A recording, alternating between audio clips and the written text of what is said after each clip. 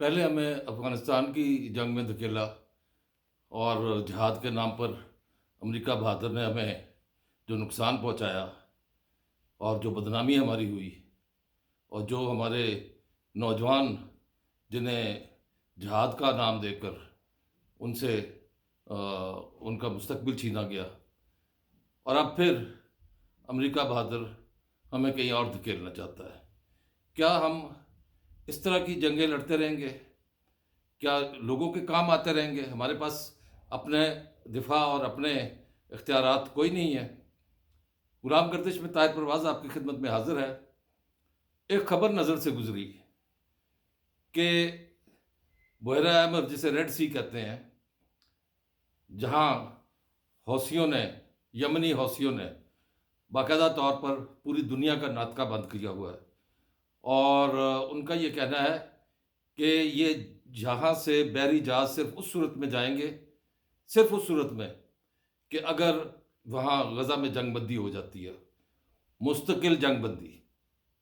جی ہاں، ابھی یہ مطالبہ ان کا ہے سامنے، اور جبکہ عالمی سطح پر اگر دیکھیں، اقوام متحدہ بے شمار اجلاس کر چکے، سلامتی کونسل کے، جنرل اسمبلی کے، اور اب اور تو اور عالمی عدالت انصاف نے بھی فیصلہ کر دیا کہ جنوسائیڈ کو روکا جائے، نسل کشی کو روکا جائے، اور فوری طور پر لڑائی بند کی جائے۔ لیکن یہ ڈھیٹ قسم کا جو نتن یاہو ہے، یہ صہیونی درندہ، یہ اس نے اس کا جو فیصلہ ہے عالمی عدالت کا، وہ بھی مسترد کر دیا، کیونکہ اس کے پیچھے ایک اور گنڈا کھڑا ہوا ہے جس کا نام ہے امریکہ، اور امریکہ اس کو شہ دے رہا ہے۔ لیکن اس کے ساتھ ساتھ اب جو صہیونیوں کے اندر سے جو آوازیں آ رہی ہیں، وہ ان کے لیے وبال جان ہے۔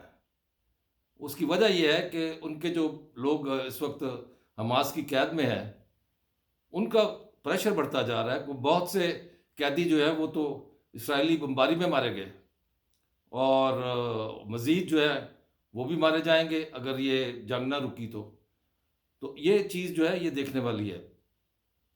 اب اس وقت کیا ہو رہا ہے؟ نیتن یاہو کے خلاف تحریک عدم اعتماد آ گئی ہے۔ تحریک عدم اعتماد آنے کا مطلب یہ ہے، یہ نہیں کہ وہاں پہ کوئی ڈونلڈ لو نے کوئی خط لکھ دیا اور اس کے بعد تحریک عدم اعتماد آ گئی، اور وہاں پہ کوئی میر جعفر اس کی صفوں میں آ گیا، نیتن یاہو کی، یا میر صادق کوئی آ گیا۔ ایسا نہیں ہے۔ وہ لوگ اٹھ کھڑے ہوئے ہیں کہ یہ جنگ کسی مسئلے کا حل نہیں ہے، اور اس جنگ کو بند کیا جائے۔ اور اس کے لیے اب جب یہ اچھا، یہ جو تحریک عدم اعتماد ہے، یہ اپوزیشن کی اکثریت کی طرف سے دائر کی گئی ہے، اور اس کے منظور ہونے کے چانسز بہت زیادہ ہیں، کیونکہ عوامی دباؤ جو ہے، اصل میں سیاست جو ہے وہ عوامی دباؤ پر ہی ہوتی ہے، اور جو عوامی دباؤ وہاں پر ہے وہ یہ ہے کہ یہ جنگ بند کی جائے، کیونکہ اس میں لوگوں کا نقصان ہو رہا ہے۔ ایک طرف سے لبنان سے اسرائیل پر حملے ہو رہے ہیں، دوسری طرف سے جو جنگجو ہیں حماس کے، وہ حملے کر رہے ہیں، اور بہت سے جو ان کے مارے جا چکے ہیں فوجی بھی، جس میں ابتدائی طور پر 7 اکتوبر کا آج جا کے انکشاف انہوں نے کیا کہ 1,000 سے زیادہ صرف ایک دن میں مارے گئے تھے، اور اب یہ اس کو انفارمیشن کو بہت کنٹرول کر کے دے رہے ہیں، کسی دن 2 کہتے ہیں، کسی دن 3 کہتے ہیں، تو یہ جھوٹے تو ہے ہی۔ اب اس میں ایک اور صورتحال سامنے آ گئی ہے کہ پاکستان کی بحریہ، جو میری ٹائم سیکیورٹی فورس ہے ہماری، اس سے مطالبہ کیا جا رہا ہے کہ آپ آ کر ریڈ سی میں یہ ان کی گزرگاہ کو محفوظ بنائیں، حوثیوں سے ہمیں محفوظ بنائیں۔ کیوں جی؟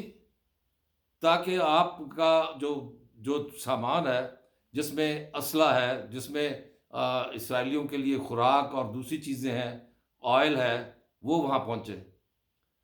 یہ تو ٹٹ فار ٹیٹ ہے۔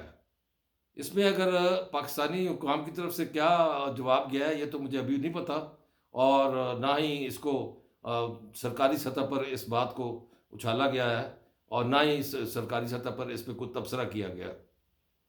لیکن یہ چیز مجھے، میرے چھٹی حس میری کہہ رہی ہے کہ یہ کسی صورت بھی، کسی صورت یہ پاکستان کی میری ٹائم فورس جو ہے وہ یہ کام نہیں کرے گی، کیونکہ ایک طرف غزہ میں نہتے فلسطینی بچے، عورتیں، بوڑھے، جوان، انہیں روز آئے دن دن رات بلکہ اب تو بمباری کر کے انہیں شہید کیا جا رہا ہے۔ اب زمینی جو فوج ہے اس کی صہیونیوں کی، وہ اسپتالوں اور پناہ گاہوں کے ارد گرد اکٹھی ہو گئی ہے اور وہاں پہ ان کو مار رہی ہے، اور کوئی بھی اگر اسپتال سے باہر نکلتا ہے پناہ گزین تو اس کو مار دیا جاتا ہے، کیونکہ اسپتالوں میں مریض بھی ہیں اور بہت سے لوگ پناہ لیے ہوئے بھی ہیں، اور جو پناہ گزین کیمپ ہے، کتنے المیہ کی بات ہے کہ ملک فلسطینیوں کا، اور وہ اپنے ملک میں ہی پناہ گزین ہو کر بیٹھے ہوئے ہیں۔ تو یہ چیز دیکھنے والی ہے، اس چیز کو سمجھنے کی ضرورت ہے۔ پاکستان کو ہوش مندی سے کام لینا چاہیے۔